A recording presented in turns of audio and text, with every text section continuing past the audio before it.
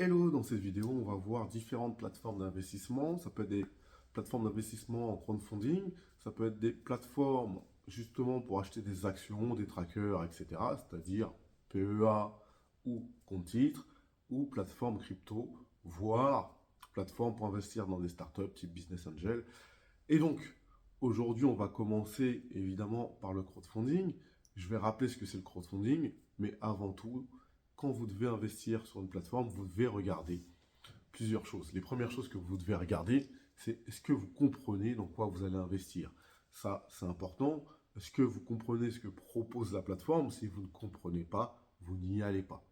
Deuxième chose que vous allez faire, c'est vous renseigner évidemment sur la plateforme et notamment sur les fondateurs donc, et les dirigeants. Donc, vous vous renseignez sur les dirigeants, les fondateurs, évidemment.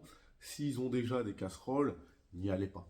Évidemment, n'y allez pas. Ça donne un mauvais signe. Si le dirigeant a déjà une casserole ou est déjà mêlé à des arnaques, n'y allez pas.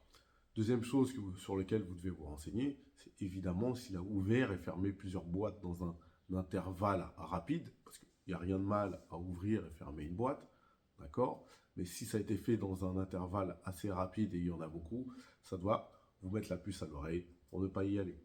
Autre chose que vous devez regarder, bien évidemment, vous allez regarder les avis Internet. Et parmi ça, vous allez regarder les avis qui sont mauvais. Pourquoi les mauvais avis et qu'est-ce que vous allez regarder comme mauvais avis? Ce qui doit vous intéresser, c'est comment s'effectuent vos dépôts. Est-ce qu'il est simple d'effectuer des dépôts? Comment ils s'effectuent? Mais également, est-ce que vous pouvez retirer votre argent après coup? Et si vous avez des avis du type il est très compliqué de retirer son argent, n'y allez pas, ça sent le roussi. D'accord? Ça, c'est des choses de base que vous devez regarder. Bien sûr, vous devez regarder si la plateforme est agréée par la AMF, ça, il n'y a pas de souci, mais quelque chose de très important, comment vous mettez votre argent, comment vous retirez. Autre chose que vous devez regarder, comment la plateforme se rémunère. Et évidemment, rien n'est gratuit, vous devez vous en douter. Est-ce qu'elle se rémunère en mettant des frais sur vos transactions? Dans ces cas-là, de combien sont vos frais?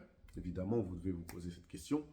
Ou sinon, s'il n'y a pas de rémunération, posez-vous des questions. Une plateforme a besoin de se rémunérer, ça peut être par de la publicité, autre chose.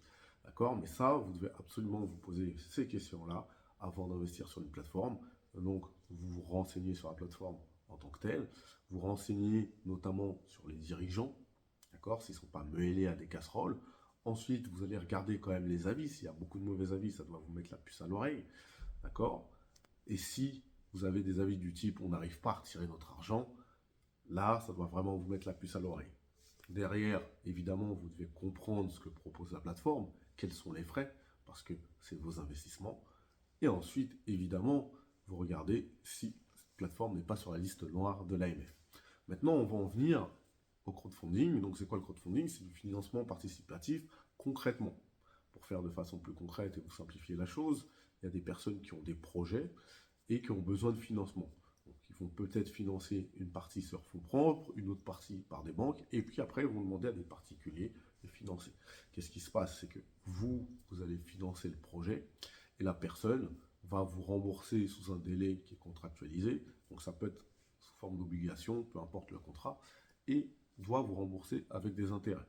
Évidemment, ces intérêts sont bruts, il y a une fiscalité qui vient, donc potentiellement vous allez prendre la flat tax, donc concrètement, si on vous dit il y a 10% d'intérêt et que vous investissez sur un an et vous rembourse donc, votre somme avec 10% d'intérêt, l'État va prendre 30% sur les intérêts. D'accord? Si vous êtes avec la flat tax. Donc, moi, en termes de plateforme de crowdfunding, j'en ai testé 3 et je vais vous dire ce que j'en pense les unes des autres. Donc, la première que je vais citer, c'est Fondimo. Donc, c'est une plateforme de crowdfunding immobilier.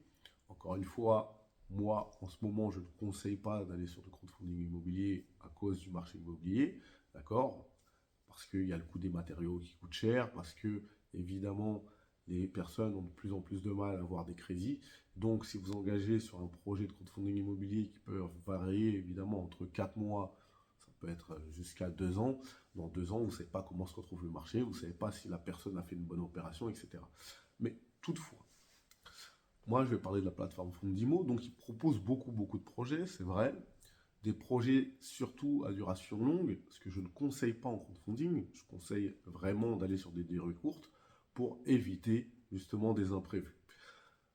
Quel type de projet il propose? Eh ben, moi, je vais vous dire sincèrement, je pense qu'il ne regarde pas vraiment les projets, même si c'est aussi votre travail, hein, dès qu'il y a un projet qu'on vous propose, ne faites pas confiance à la plateforme, vous regardez si le projet vous paraît viable, le montant du projet et le montant certainement de la revente, si dans la zone concernée, le prix au mètre carré est cohérent. D'accord? Ça, c'est votre travail, vous devez le faire.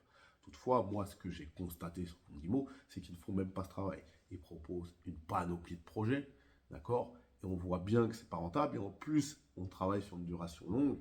Et si vous vous renseignez, il y a beaucoup de projets qui sont en retard, pour ne pas dire en défaut, hein, sincèrement. À partir du moment où vous avez 3 ans de retard, c'est que le projet va être en défaut. Au bout de 3 ans de retard, on ne va pas se mentir, il y a un vrai problème de communication. Moi, j'ai eu de la chance, je ne vais pas vous mentir, j'ai investi que 3 projets sur cette plateforme. Un premier où c'est moi, je considère que j'ai fait l'erreur parce que j'ai investi un petit peu à la va-vite et j'ai pas respecté mes principes, c'est-à-dire projet à durée très courte, projet sur lequel je regarde aussi le porteur de projet s'il n'a pas déjà des casseroles, si le projet est viable. Mais la chance que j'ai eue, vraiment, c'est que sur ces 3 projets, j'en ai 2 qui sont très bien passés, entre guillemets, hein, j'ai eu de la chance parce que je les ai pas bien regardés. Et le troisième, c'était le tout premier et je n'avais pas bien regardé, mais je me suis vite rendu compte que j'avais fait une erreur. J'ai ma part de responsabilité, évidemment, mais il a été remboursé que partiellement. Et c'était une petite somme que j'avais mise sur ce projet. Donc, je m'en sors bien, on va pas se mentir. Le problème, c'est qu'il y a un vrai problème de communication. Donc, ils vont vous dire que oui, le projet, on va vous rembourser dans un mois avec un mail qui vous annonce que vous allez être remboursé dans un mois. Un mois plus tard, pas de nouvelles, vous devez relancer 6 mois plus tard. On vous dit, ah oui, non, en fait, il y a un problème avec le promoteur, nanana, il ne veut pas rembourser les trucs. Et ça, vraiment, c'est pas sérieux en termes de com. C'est plus la com que le fait que le projet a raté. Parce que le projet est raté, il faut prendre ses responsabilités, bien évidemment. C'est à vous de prendre vos responsabilités. Si vous avez mal regardé le projet, évidemment, il va échouer. Ce qu'on peut reprocher à Fondimo, c'est de proposer des projets foireux. Et si vous regardez, ils ont des tas de projets en retard et des tas de projets en défaut. Mais ça, ils ne vont pas vous le dire. Ils vont annoncer qu'il y a 0 défaut, ce qui est complètement faux. Ensuite, c'est la communication. C'est de dire que le projet va être remboursé. Ce qui s'est passé, c'est que le projet, moi, on m'a dit qu'il allait être remboursé, hein. Et le jour du remboursement, déjà, on me dit 70% de la somme seulement est remboursée. Déjà, ça, il y a un problème. C'est que la com, elle n'est pas bonne. Soit on prévient que c'est 70% directement, soit on ne dit pas qu'il sera remboursé intégralement. Ensuite, on nous dit qu'un mois plus tard, il sera remboursé intégralement. 6 mois plus tard, on n'a pas de nouvelles. Ça, c'est pas sérieux. À chaque fois, il faut relancer. Et ça, vraiment, c'est quelque chose que moi, je n'ai pas trouvé vraiment de sérieux. Et il a fallu plusieurs relances pour qu'on nous dise, si vous inquiétez pas, on a eu des nouvelles du promoteur, il va essayer de rembourser dans 2 mois. Encore une fois, dans 2 mois, on relance, il ne se passe rien. On comprend que le promoteur, il y a un vrai litige, etc. Et voilà, donc ça, c'est pas très sérieux. Moi, je trouve que la plateforme n'est pas sérieuse. Ils proposent beaucoup de projets avec des durées longues, sans vraiment regarder les projets. Et moi, sincèrement, c'est une plateforme que je déconseille. Ensuite, j'ai testé une autre plateforme, évidemment, à qui c'est très bien passé, hein. Je ne fais pas de la pub, évidemment, c'est La Première Brique. Alors, La Première Brique, ils proposent des projets, ils essaient de chercher des projets à durée courte. Évidemment, ils vous envoient un PowerPoint décrivant le projet, qui est le porteur de projet, sa situation financière, les garanties qui ont été prises sur le projet, évidemment, le prix de revente que vise le promoteur, mais ils font aussi le travail de regarder, voilà, sur cette zone, tel type de bien se vend tant au mètre carré. Et donc ça, c'est un travail qui est plutôt bien fait en amont. Après, c'est ce que je dis, ça ne vous empêche pas de vous de faire votre travail de recherche, vous devez le faire.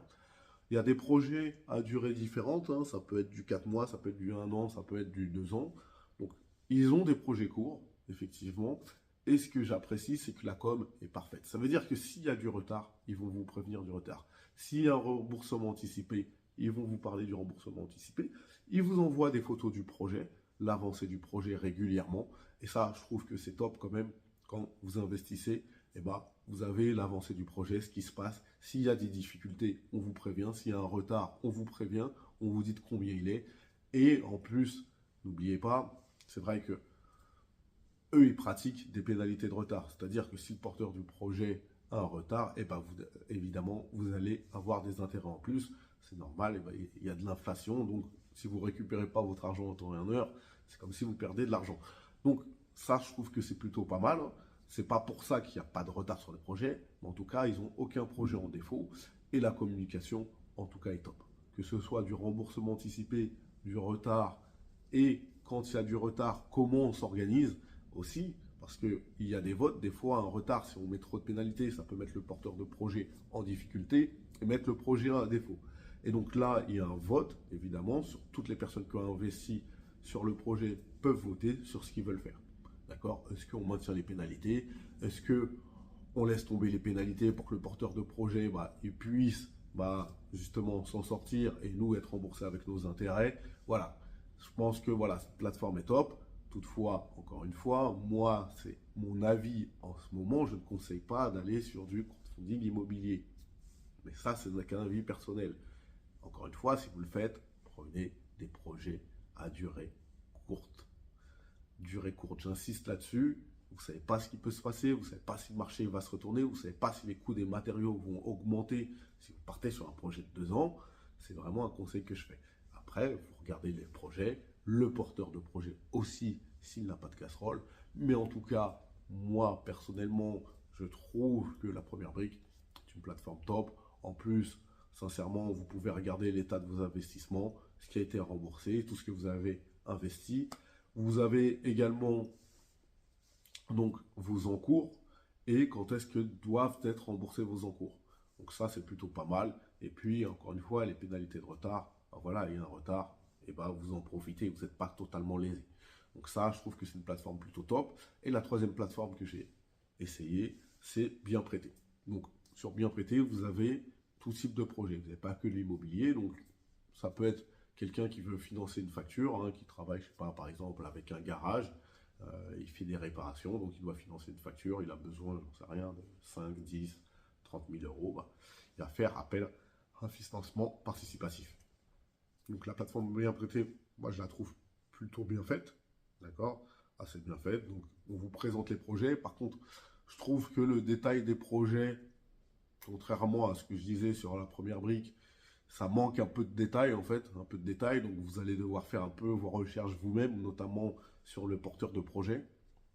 Ce qui est intéressant, c'est de savoir qui vous rembourse. Des fois, ce n'est pas le porteur de projet directement, ça peut être le client final, donc ça c'est intéressant. Et vous allez regarder la solidité du client final. Donc ils proposent tout type de projet, ils mettent une note sur les projets A, B, C, B+, etc. Vous savez ce que ça veut dire. A, c'est qu'a priori c'est bon, ça sent plutôt bon. B, il y a un peu de risque. Et C, personnellement, je vais que sur des projets A, je vais que sur des projets à durée courte, ça limite vraiment les risques. Et les taux d'intérêt sont plutôt sympas, entre 10 et 12% par an. D'accord? Donc après, si c'est sur 4 mois, il faut proratiser évidemment sur 4 mois. Aucun défaut sur cette plateforme. Donc voilà, j'ai eu aucun défaut. Je n'ai eu aucun retard également. J'ai eu des remboursements anticipés. Bon, c'est jamais en notre faveur dès qu'il y a un remboursement anticipé, mais c'est comme ça, ça fait partie du jeu. Je trouve que bon, on arrive plutôt à voir, elle est plutôt simple, elle est plutôt intuitive. Donc vous pouvez avoir votre capital que vous avez investi, votre capital attendu et vos intérêts attendus. Toutefois, attention, les mises à jour, elles ne sont pas faites immédiatement. Donc des fois, vous allez voir des trucs où vous dites, mais je ne comprends pas, normalement j'ai investi un peu plus et je ne vois pas tout le capital que j'ai investi. C'est parce que, en fait, le temps au moment où vous avez investi ils officialisent, pardon, votre investissement, il y a un délai, des fois il y a un délai de quelques jours, d'accord? Et donc, c'est pas totalement à jour, d'accord? Donc voilà, ça c'est un petit bémol. Après, il y a quand même une panoplie de projets, il y en a beaucoup, beaucoup. Donc vous pouvez investir beaucoup. Après, c'est à vous de regarder les projets, ça j'insiste toujours là-dessus. Mais en tout cas, il y a beaucoup de projets à durée courte, ce qui est intéressant. Les projets, ils sont divers, ça peut être sur tout type de secteur. Donc là aussi, c'est intéressant. Et donc voilà ce que je peux dire sur cette plateforme Bien Prêté. D'accord? Je trouve que voilà, vous pouvez y aller sans souci, à condition de faire le travail nécessaire. très simple de retirer son argent, d'accord? Vous n'avez pas de problème de tartempion, d'accord? Ça, il n'y a pas de problème là-dessus. De la même manière que sur la première brique, pas de problème pour retirer. Sur Fundimo, pareil, pas de problème pour retirer. Voilà. Seul, voilà. Donc si moi je devrais les noter, sincèrement, la première brique, je mettrais 4,5 sur 5 parce que, en tout cas, la com est parfaite, les projets sont plutôt bien choisis. Après, c'est à vous de regarder. Des fois, il y en a qui, personnellement, mais c'est toujours un avis personnel où je me dis non, je rentre pas dedans. Mais en général, ils sont bien faits, ils sont bien choisis, ils prennent des garanties. Je veux dire, derrière, vous pouvez revérifier derrière. Ils s'intéressent notamment à qui est le porteur de projet. Ils essaient de bien négocier les situations. Donc, je pense que voilà, c'est une plateforme où vous pouvez y aller sans souci. Bien prêté, vous pouvez y aller sans souci. Il vous faut un peu plus d'autonomie. C'est-à-dire que la description des projets, elle y est, mais il n'y a pas le détail des détails. Toutefois, vous avez des projets de toute envergure et de tout type sur divers secteurs. Donc, ça reste une plateforme intéressante. Et aujourd'hui, elle a 0% de défaut. Donc ça, c'est quelque chose qui est plutôt pas mal. Donc vous pouvez y aller. Et ensuite, la dernière, Fondibo, bah, honnêtement, moi je mets 1 sur 5, c'est pour pas mettre 0. Mais en tout cas, je déconseille d'y aller. Sincèrement, je déconseille d'y aller. Pourquoi? Parce que déjà, vous avez perdu du temps à vous inscrire, etc., etc. Et pour des projets qui vous seront présentés, qui ne sont pas des bons projets, objectivement. Et c'est là où je pense qu'il y a un gros défaut chez Fondimo. D'ailleurs, j'avais laissé un commentaire sur la plateforme, une petite anecdote. Ils m'ont appelé pour demander de retirer le commentaire. Vous vous rendez compte un petit peu du truc. Ça veut dire que il faut pas bien les choses. On a le droit de mettre un commentaire, un avis, on aime ou on n'aime pas, d'accord, d'un point de vue objectif, hein. Et ils ont eu le culot de m'appeler pour me demander de retirer le commentaire. Ça en dit plus ou moins long sur la plateforme. Voilà, c'est tout ce que je dis. Donc voilà, moi c'est les 3 que j'ai testés en crowdfunding. Donc voilà. Première brique, vous pouvez y aller. Bien prêté, vous pouvez y aller, à condition de bien regarder les projets. Mais ça, moi, je dirais ça, c'est pour toutes les plateformes. Fondimo, je vous déconseille, il n'y aura que des projets qui seront plus ou moins foireux. Et donc, je vous déconseille d'y aller, sincèrement. Après, comme je vous ai dit, vous regardez les avis sur chaque plateforme et vous regardez certains types d'avis sur tous les négatifs. Les négatifs, évidemment, c'est qu'est-ce qui pose problème. Si c'est juste une personne, on va dire un haters ou un rageux qui dit ou j'ai pas eu le temps d'investir, ou c'est long cette plateforme, n'y prêtez pas attention, sincèrement. Ça, c'est pas un avis objectif, c'est pas quelque chose qui va vous aider à investir. Maintenant, quelqu'un qui vous dit j'ai eu des grosses difficultés à retirer, attention, attention, ça doit vous mettre la puce à l'oreille. Donc voilà, cette partie crowdfunding, elle est terminée. La prochaine fois, on verra sur la partie investissement dans les actions, c'est-à-dire PEA et compte titres. Évidemment, j'ai testé plusieurs comptes titres, un seul PEA, enfin, qui a vrillé, en fait, pas vrillé, mais en fait, j'ai eu un changement de plateforme, hein. Je suis passé de Bink à Saxo Bank, et honnêtement,